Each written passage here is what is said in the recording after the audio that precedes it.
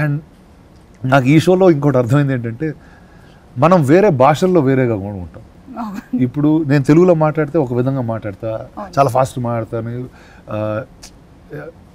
అంటే ఊరికి ఇక్కడ చెప్పను కానీ అంటే బూతులు చాలా ఈజీగా వచ్చేస్తుంటే రోడ్డు మీద మాట్లాడే వచ్చేస్తాం. ఎందుకంటే ఇక్కడ రోడ్డు మీద పెరిగి అలా అంత ర్యాండమ్గా నేర్చేసుకున్నాం భాష. ఎక్కడైనా వేదిక మీద మాట్లాడాలంటే ఆటోమేటిక్ ఫిల్టర్లు అవుతాయి. దెన్ కానీ ఇంగ్లీష్ వేరే టైంలో నేర్చుకున్నాం, తమిళ్ ఇంకో టైంలో నేర్చుకున్నాం, హిందీ ఇంకో లాగా నేర్చుకున్నాం. సో ఒక్కొక్క భాషలో నా పర్సనాలిటీ మారుతూ ఉంది.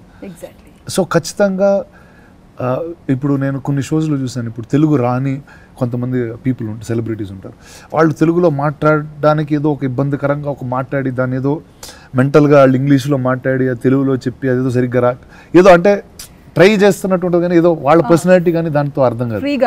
So I said okay, doesn't matter language, doesn't matter anything. ఇప్పుడు ఒక వ్యక్తి వస్తుంటే వాళ్ళకి కంఫర్ట్లో ఏదున్నా వాళ్ళ పర్సనాలిటీ మనం ఎలా అర్థం చేసుకోగలుగుతాం అనే జోన్లో ఐ క్రియేటెడ్ దిస్ షో.